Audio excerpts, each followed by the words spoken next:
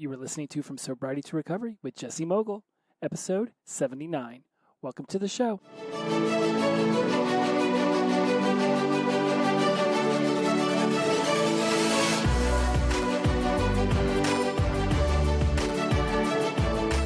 Welcome back to From Sobriety to Recovery. I am your host, Jesse Mogul, and I am in addiction recovery, and it is awesome. Absolutely awesome. Life is grand. Life is grand, and I think I've been on like a 10.5-hour work high right now, and I've just been soaring today. It's been a great summer as we wrap up August and move into September, closing out the third quarter of the year. It's pandemic aside, I'm not calling this year a wash. I have told you and talked to you and discussed with you and conversated with you that you are not going to let this year be a wash. You are going to step into your meant to be, your highest self. And I could get very woo-woo right now because I'm really pumped up. I mean, I'm out of my mind right now. I feel like I've just gone from one great conversation to meeting to inspirational moment. And I met with my home group tonight, and we had a really amazing conversation about vulnerability. And it's just, I really feel like things are clicking in my brain as I move forward with the creation of my brand new coaching program that will be centered around really just bringing out your best in your sobriety and recovery. You know, it's from survival to thrival is what I'm loosely calling it right now. So I'm super pumped about that. It is, I really think I'm going to stick to from survival to thrival because I've had so many listeners who've been following me for since the very beginning, or they've at least found me at the beginning and gone all the way and caught up, where their messages to me really talk so inspirationally about how I've gotten them to step out of just, and maybe this is you, maybe I'm literally talking to you who have sent this message right now about how I've been all in their ears about we're not just surviving anymore, we're thriving in sobriety and recovery, and that is it. Right. Right now I'm having had communications with one of my listeners, and you're probably listening right now as well, who's doing some amazing workout stuff in her life, and it's really cool following her on Instagram, posting about it, and it just, you can see the enthusiasm in her face when she posts these pictures, and my book, College Success Habits, the 7 Powerful Principles to Help You Succeed in College and Beyond, is about my 7 powerful principles. That was repetitive. Anyways, we're not going to edit that out. We're going to leave it for sure. So my point is that of my 7 powerful principles, number 5 is embrace discipline. And when I see her posting these pictures, she's really embracing discipline. And embracing discipline is, just you move past willpower because you've really honed in on your why, and you're stepping into the power that's always been within, that we muted at a younger age because of some traumas and suffering, and then next thing you know, we find addictive substances, and before you know it, we're at whatever age we're at when we're finally, oh, wow, man, boy, I could have done it a little bit better then. Let's do it better now. And I, talked about recently in a Facebook post about best time to plant a tree 20 years ago or today, right? It's like, okay, could have done it 20 years ago, but oh well, going to do it today then, because either way, time's going to pass. You're going to have another day, another week, another month, a year, 5 year, 10 year, 20 years. Time is going to pass, and, blessed be the universe to let us stay on this planet longer. And that happens, and we wake up, and we look around and wonder, what is this life we've created? And if we're not stepping into our awareness and stepping into our groundedness and really paying attention to what we're doing on a day-to-day basis, we can literally just let life, is it zooming past us? Are we missing it? Are we tranced out? Right? Off in our own heads, not paying attention to our day-to-day lives, just sort of going through the motions. And you can do that. We've done it for years in addiction, and it didn't work for us, because next thing you know, you wake up and you're like, wow, where the hell did all of my ambition go? And where did all of my, ideas about what I wanted to do for the future go? I had this thing I used to constantly ask myself when I was using. And it was, at what age do you go from being a person who had tons of potential to being a person who wasted tons of potential? I asked myself that all the time. I mean, every single day. And that is not an exaggeration. And you know how I feel about definitives. I mean, literally, it was just like, dude, are you wasting your potential? Are you wasting your potential? Straight A student in high school, ambition out the wazoo when you got to college, and you just turned it all over to LSD, cocaine, and liquor and weed. Like, are you gonna, what in the hell? And each time I dropped one of the drugs, and each time I moved up and I got more mature, and I thought, okay, finally, here it comes, man. Here comes that. You're gonna finally reach your potential, or at least start working toward the potential. And another year would go by and I'd still be drinking my days away, still trying to figure out what it is that I'm even trying to do. And so I ask myself that so often. When do I start wasting the potential? When do I live up to the potential? And this is what we're talking about with from survival to thrival. Okay, and this is what we're talking about being aware of your intentions, of understanding your why, moving past the white knuckling phase of sobriety. Even as much jubilance, I still think I'm on a pink cloud once in a while. That brings to you, it's like understanding that, one, yes, I think that pink cloud can exist forever. I think there is zero reason why you cannot wake up every single day and be in a state of love with your sobriety and recovery. And I think that comes from being mindful, being thoughtful of what's going on in your life, being fully present, and getting out of trance. And that's what we're going to talk about today. We're going to talk about a state of trance. Now, one, I came up with that title because I'm absolutely obsessed with Armin van Buuren's A State of Trance on YouTube. I listen to it every week. I'm constantly downloading music that he plays. I'm still a trance head. I love my alt rock Sirius XM channel. I love, all kinds of new music, and I'm still, I'm still a hippie at heart. Dead Fish, Widespread, Leftover, all of them, no problem. I can listen to any of those bands and be happy with it. But I will tell you what, when I put on some trance, it is just the pulse of, if the planet Earth could create music, it would create trance. And I know it sounds absurd and you're about ready to turn me off, so hear me out. Hear me out. Because trance music is made from electricity. Because, right, you need electricity to power the keyboard and the DJ and the turntables and all the software and everything. I generally believe that electricity creates trance, whereas a guitar, you can just play it without electricity. Well, the Earth spinning around in the universe, it's creating those electromagnetic fields. Therefore, it's electromagnetic fields. It is creating electricity. So I literally believe that the electricity the Earth creates would sound like trance music if you could hear it. And I love trance music, and I think I've waxed poetically enough about trance music at this point to have hammered the point home, so to speak. Where I decided to discuss trancing out in life and letting things just pass you by and not even being aware of what's going on around you, and da da da da la la la la la la la la. Meanwhile, Gargamel's chilling out, high on mushrooms in a bush with this crazy cat Gargamel.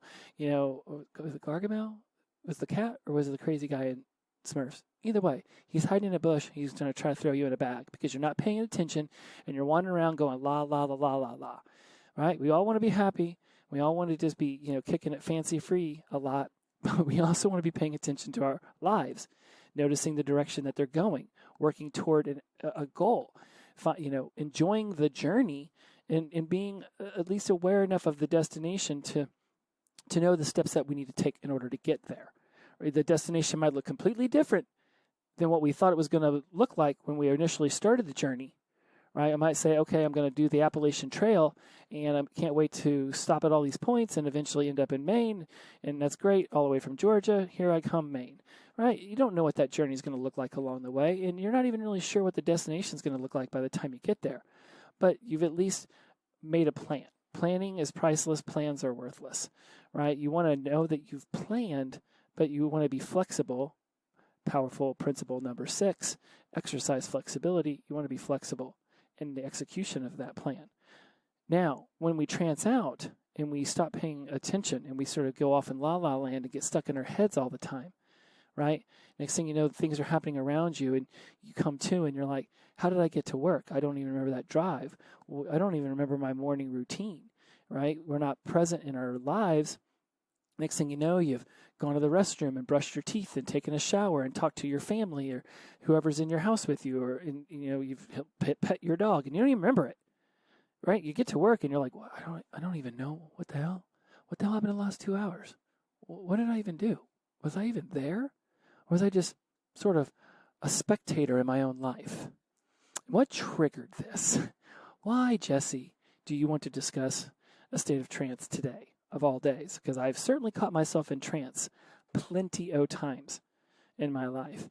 Today, I'm driving, and I'm at a stoplight, and red to green, and I'm in my head, and I'm actually thinking about live music, and when live music will come back after the pandemic, and all the bands that I want to hear. And what happens when I leave LA and I move to Vegas, and all of a sudden my live music venues that I love so much have changed, and do the same bands that come to LA come to Vegas, and how long would it take me to drive back, and where would I stay? I mean, literally, I'm like deep in thought about live music and how that's going to look when I finally move to Vegas. And that's nothing to do with the world that's happening in front of me right now. So the light turns green, and I hit the gas like any normal person would, except no cars follow me. And this is a gigantic intersection. So there's plenty of opportunity. There's plenty of seconds that transpire from me hitting the gas until I realize why none of the cars are following me. And I look off into my right, and stopped at the light with all the other cars is an ambulance. Like, I think it was an ambulance and then some sort of emergency vehicle, but not a cop car, not a fire department thing, but not another ambulance. I don't really know how to explain it, but let's just go with two ambulance. Ambulance-I? Is it plural, like octopi? I'm not sure. Anyways, I am so hyper right now. Reel it in, bro. I think I've been thinking about this topic all day long, and I almost switched it over to how to write a gratitude list, but I'm holding firm because it really spoke to me, a state of trance, when this happened today. So I'm in the intersection. Whew. Let me get grounded for a second. Let me be present in this podcast because I'm super pumped, and I definitely could just fly through this and talk so much about being in a state of trance, but breathing. I'm in the intersection, and here's two ambulances waiting, and they're waiting for my dumbass to stop driving through the intersection so they can go off and do their awesome ambulance stuff, like save a life, be there for the community. And here I am, tranced out in my head, and honest to goodness, I didn't even notice them there. I don't know how long they've been sitting there. Right? Like the light turned red, and there was clearly amount of time where the light had turned red, so they couldn't just go with the flow of traffic that they were in. So they had to have stopped in order to wait to make sure that the people going in my direction weren't going to just fly out and hit them. So I assume it wasn't for a lot of seconds, but it was enough time that everyone in all four directions had stopped. And my jackass goes. And I wasn't being rude and purposefully. I literally didn't see them there. And it wasn't until I got about a fifth of the way into the intersections, so I'm not even in front of the ambulances. In fact, they've got another 50 feet in front of my car. I am so far away from them. It was a big intersection. I'm not exaggerating this. It was humongous. And so they have the space, and I have to stop, probably 20 feet in front of all the other cars that were waiting with me. And I just put my hand over my face, and I made sure my movements were really exaggerated. I just put my hands over my face and shook my head, and I just put both hands up in front of my windshield so that the people driving the ambulance, and I just shook my head, just apologize, try to show the mannerisms of someone who just was utterly ridiculous and embarrassed by the fact that I wasn't paying attention enough to even notice the ambulances. And worst case scenario for me is that besides the fact that I could have just driven out there and crossed in front of them, what had they decided to fly out from that green light? Or what if somebody else had decided to run a red light? Like sitting there tranced out in my head, not paying attention to the road, not paying attention. And I am in a love affair with my Hyundai Santa Fe. I absolutely love this car. I baby it, I wash it, I keep it oil changed and air pressure in the tires, and I make sure this car is well fed. It is well taken care of. So I say all that to really bring home the point that I do not drive this car recklessly. I do not do ridiculous things in this car. I will go 80, 85 with the flow of traffic, but I am not like Mario Andretti in this thing. It is not a race to get to places. I do not drive recklessly. What do I call it? I am defensively aggressive is what my mom taught me to drive. Be defensive and pay attention to the world around you while you're in your car, but also don't sit there and go, the speed limit in the fast lane on the interstate. Be defensively aggressive. Know how to move your car from lane to lane and be safe about it. So again, saying all that to let you know that I don't normally just trance out in my car and stop paying attention to the road around me. I'm very observant, but not today and not in this moment. And this is not the first time that I have tranced out in my car or just tranced out in my life. But this is the first time where I've literally almost cut off a freaking ambulance. Like, that is unacceptable. So, we've discussed why not getting into a state of trance is important. You miss your entire life. Things pass by. You wake up one day and you're like, what the hell is going on around here? We did that. We already know what that feels like. We already know what that looks like and sounds like. We did that all throughout our addiction.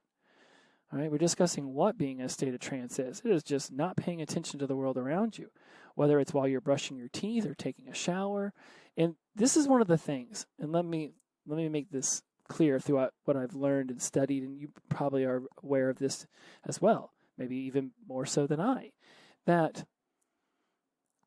our minds habituate activities in order to not have to use a ton of energy to complete them. There's a reason why you have the best ideas of your entire life while you're going for a jog or taking a shower or driving to work, because your brain really has habituated that whole process so much that it really just can go in cruise control. I know, car pun, totally intended, right? So you brush in your teeth, you're off in la la land. You don't have to think about, going up and down in tiny little circles, right? You all know not to go back and forth, to go little tiny circles and up and down and keep your bristles off your gums. I've got some major gum issues from not paying attention to that. So you know what? Little gem, just throwing it out there. You use with it as you will. So we know how to brush our teeth. So our brains, they go off in la la land. We know how to get to work, right? We know to drive a car, right? We're very consciously competent about how to drive a car. So our brains can basically, and we've done this, I know you have, where you don't even really know how you got to work. You just, lights turn red, lights turn green, car in front of you hits the brakes, whatever. It's like you do it and your brain's still off doing other things.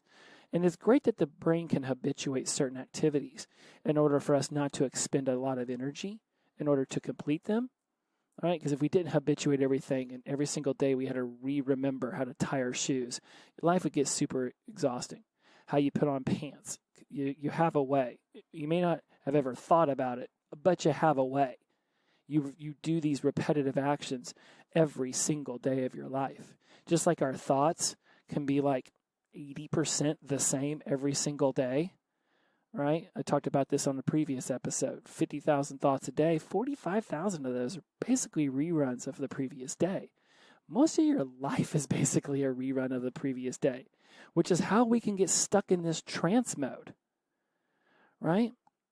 So as I was after this whole thing, right, the embarrassment of me almost cutting off an ambulance, it ends, ambulance goes, they go off and do their awesome ambulance stuff, blessed be whoever was ended up in that ambulance, if there was already someone in there, right?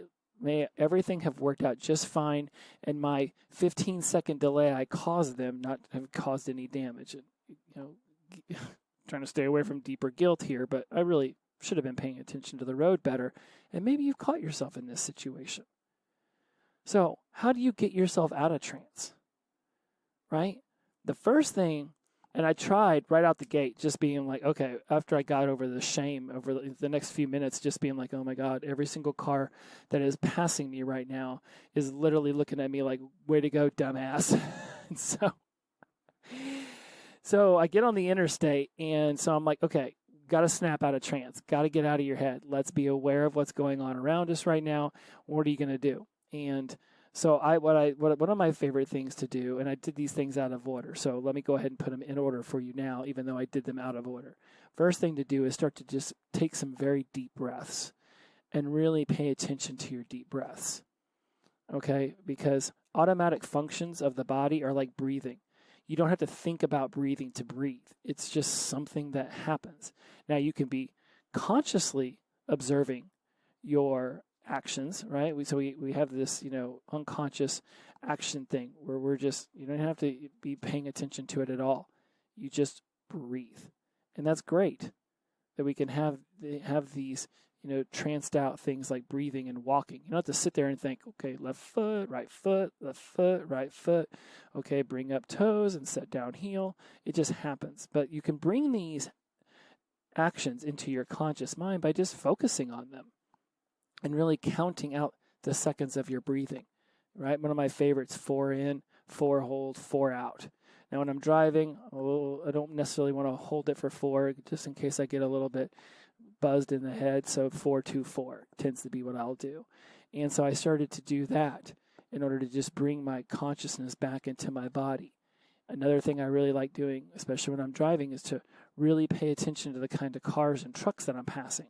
So I read the side of all of the semi-trucks. I think I created a song like, so I passed like a steam shovel or like one of those things with a big scooper, right? I call them a land mover. I don't really know if that's what they're called, but that's the song I created it. So it was like, I am a land mover, land moving is what I do.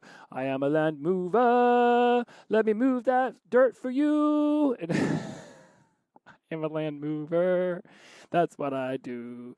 I am a land mover, let me move that dirt for you. I'm singing this down the interstate at the top of my lungs over the alt-rock station. And it went on for minutes. And I passed that land mover, and it did not matter. I was so happy with myself for coming up with that song off the top of my head. So if you would like to be remembering the I Am a Land Mover song, I am a land mover, that's what I do. I am a land mover, let me move that dirt for you. So I'm just saying, if it happens to come out as one of the best trance tracks of all time next week, I'm not saying that I'm the one who created that. I just merely laid down the lyrics. What you do with it is what you will. So pay attention to the cars that I'm really feeling out there and back today, guys. Paul Van Dyke reference for any of y'all who know that guy. Really important to be paying attention to what's going on the road, right? Life and death situations are happening all around you. So pay attention to the trees. Don't turn left or turn right and just stare at the world that you're passing by when the world that's happening in front of your vehicle is super important. But we're all moving our heads left to right. We're really taking in our peripherals. We're taking in the entire scene of the road, paying attention to what's happening 4 or 5 cars ahead, if that's where we can notice. In LA, you better be anticipating those red lights. Even on the way to finish up my ride along the interstate, all of a sudden people start slamming on their brakes. And so I, paying attention by this point, starts to slow down as well. I go to change lanes, figuring that'd be an opportunity to see what's happening far ahead. There's a cop car in Los Angeles. When the cops want to slow you down or stop you on the interstate, they get into all the lanes and they start to do this big swervy, picture like a up and down the highway, swerving across every single lane. And they just do this big sweeping, S all the way up the road until they finally have gotten everyone to slow down enough, and then they'll stop and then they'll block lanes, and then whatever's happening up ahead can be dealt with. I took the exit ramp and went up a few ways until the Google Maps told me that it was no longer blocked. And when I got up back on the interstate, there was street sweepers cleaning up parts of cars. So there had been an accident. All right, but I was observant and I was aware and I was paying attention. And somebody else who was tranced out, perhaps, and again, I'm mind reading here. I don't know why the car accident happened, but oftentimes people end up rear-ending each other at very high speeds. And when they do that, you got to imagine it's like, boy, were you following too close or were you just tranced out? So how do you get yourself out of the trance? That's a really good question. You need to ask yourself that. For me, deep breathing. For me, paying attention to what's happening around me on the road. And maybe making up a land mover song, or counting the different kinds of states I see on license plates. In your normal day-to-day life, and Jim Quick talks about this in his Limitless book, and I posted about that book recently on my Instagram account.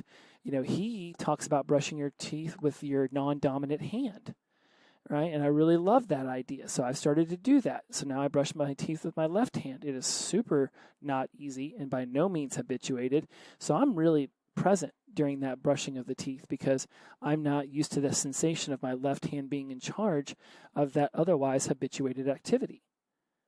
Right? When it comes to being in the shower, one of my newest favorite things to do is to shower with cold water. And I read somewhere that it's really good for the central nervous system and to gray fat and all this stuff. Google why you should shower in cold water, and you can figure out whether that's something you should do or not, or even desire to do. It's not fun. I don't care. I get that I've been doing it for a couple months now, and I've increased myself up to, a handful of minutes. But I'm telling you what, it's still not, it's not as desirable as a hot shower, but it certainly pulls you into the present moment, and you really start to pay attention to your breathing, especially because I think a majority of your lungs are actually located on the backside of your body. And so when you turn around and you put that cold water on your back, watch your breath skip a beat. It's actually more of a skip than it is whenever the water's hitting your chest. It's very interesting, at least for me. That's my experience. So a great way of being present in the shower, turn that water down, right? If you find yourself just trancing out while you cook food, all right, well then talk to yourself out loud about what you're doing. Slice, Dyson, Julianne, what are you doing? Talk about it to yourself. Really be aware of the colors of the vegetables, the smell of the foods that you're creating, right? Get yourself out of that trance mode so that you don't just let these beautiful moments that happen in your life just pass you by. I get that at least for me, my experience is constantly staying present in my life. It seems exhausting. I'm not a monk on the top of a tall mountain, practicing some sort of breathing exercise that my entire area has done. I don't know what they call places where monks attend their world. But anyways, I don't want to sound ignorant. I just don't. But right, I'm not following some 2,000-year-old breathing practice that a monk's doing on the top of the Himalayas. I only know whatever I know. But more to the point, you can be practicing these things in your life. I attempt to practice them as often as possible. Even in this podcast, I keep myself up on my feet. I do this little pace back and forth thing from my stand-up computer to my sit-down computer. I'll do this back and forth from my left foot to my right foot, like I'm doing right now. I'm sort of rocking backward and forward. I start to sort of do this shimmy from left to right, and I can sit here and do all of this stuff with y'all while I'm doing these movements because it actually keeps me present, and my brain it moves like this. It's good for me. So I don't know what's good for you. But whatever that is, then, this is where you have the opportunity to figure it out. And this is where you have now been brought out of trance and brought aware. Now you are consciously aware that there are times in your life when you're tranced out. You may already have been and thought no big deal. But now, since we've discussed it on this podcast, you're going to be really cognizant of it. You're going to be really aware of it. And you're going to strive to pull yourself out of it and get aware. And be present and be mindful. And don't just sit at the dining room table and repeat the same conversation you've had with your loved ones over and over and over and over again, day after day. Ask some really intriguing questions. Really get to know that person eating across from you. Really find out what's making them tick. Express to them what makes you tick. Tell them about something ridiculous that you saw or did today. Like, I don't know, running through a green light and almost cutting off an ambulance, right? Like, there are things that are happening all around you that will just mesmerize you, that will blow you away, that will give you signs that there is a higher power. That whatever you're looking for, you will discover if you place your consciousness on it. Right? I'm never going to be able. I'm not never. I shouldn't be using definitives. I'm not going to be able to pull this out right now. It's whenever, like, I bought a Hyundai Santa Fe. Now I see them everywhere. A reticular activated system or activating system. Reticular activating system. When you start thinking about getting a pug dog, you start seeing pugs everywhere. When you buy a Hyundai Santa Fe, you start seeing every Hyundai Santa Fe on the road. Basically, if you set your mind to start thinking about something, it will start to notice it everywhere you're at. So set your mind. Like, today I'm going to notice the different colors of tree leaves. Or today I'm going to notice the different colors of cars that pass me by. Or today I'm going to notice every license plate that's from the East Coast and I live in LA. Whatever works for your geography, right? But set your mind to that and then just watch how awesome it is when your mind starts to locate it all and bring it back to you. This will help you get out of trance. There are a ton of different ways to do it. I've just brought you a few, right? But this is what we talk about in NLP all the time. And I'm going to start bringing more NLP into these conversations because I've just gone from master practitioner to NLP trainer. And a lot of the stuff I'm working on for you guys and for the future addicts and the future sober curious people is going to have a lot of NLP in it because it's conscious use of languages. Just like I want you to have conscious understanding of your actions, we can also have conscious understanding of the languages we use and what we're doing inside of our heads, these limiting beliefs, these limiting decisions, right? Well, we can also have other limitations on our life, and it can be a limited access to the conscious world around us. We can get lost in our thoughts, lost in our heads, just lost in our general day-to-day lives. And if we don't pull ourselves out of it, we're missing the beauty. I am just as guilty, if not more, as anybody else. I am literally doing this podcast to remind myself to be more conscious of my life. I started this podcast as a way of taking all the inputs I'm putting into my brain to bring out the best of in me, in my sobriety and recovery. I can't just, knowledge isn't power, it's potential power. It's the use of that knowledge that the power begins to show itself. Right? Just like practice makes progress, not perfect.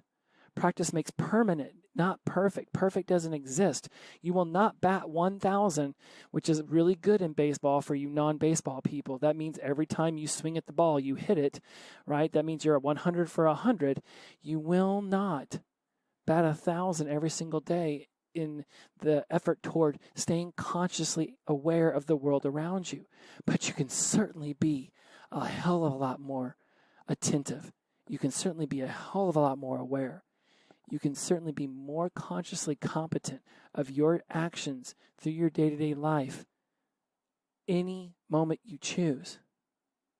Because the alternative could literally be cutting off an ambulance. And that is absolutely a bad case scenario. Worst case scenario, that ambulance didn't even stop. We don't want to be in a situation where we find ourselves having tranced out for 5 seconds, causing an accident it takes us a lifetime to make amends for. It takes a lifetime to overcome. I have done some stupid stuff in my addiction days. Jumping into shallow swimming pools, blacking out in foreign countries and waking up in another foreign country. I have a slew of stupid Jesse stories, and I am blessed that the universe has something more in mind for me than being dead at 23 or in a wheelchair for the rest of my life. I have certainly tested the universe's patience to the nth degree. It is time, high time, that I start really, really paying attention to what's going on around me. I don't want to miss the beauty anymore. I don't want you to miss it either. Remember, consciously aware of the world around you is 10,000 times better than tranced out, not paying attention to what's happening, just going through a day-to-day, day-to-day, day-to-day. How on earth are we ever supposed to go from survival to thrival in trance mode? It is not going to happen. Let's stop being tranced out all the damn time. I swear, staring at our phones, off in our own head about ridiculous stuff like where am I going to listen to music in Vegas, right? Just staring at the TV, letting all the subliminal marketing messages just pump straight into our brains. Step out of the unconscious and into the conscious and start being a part of your life. And then turn to those people who live next to you or those people in your loving inner circle and invite them to be more conscious with you. Together, we can all step out of a state of trance and live the best life ever. All right, that is the end of my inspirational part. I was ready to stop this at minute 29, and I'm like, no, I cannot stress this enough. Thank you for listening to the diatribe. Once again, I am your host, Jesse Mogul, and I am in addiction recovery. As always, inclusivity over exclusivity, the power of positive energy, release, and flow. Be aware of the world around you. Step out of a state of trance. And if you like to check out the kind of music I listen to, and this isn't the only kind of music I listen to, it's just a kind of music I listen to, I would recommend you go on YouTube and type in A State of Trance, because I will tell you what, the man plays some great jams, and I like to move it, move it. I like to move it, move it. I like to groove it, groove it. I really do. Get your feet moving. Step out of a state of trance and into your life. It's happening all around you. Start paying attention to it. Until we meet again, bye-bye, my friends.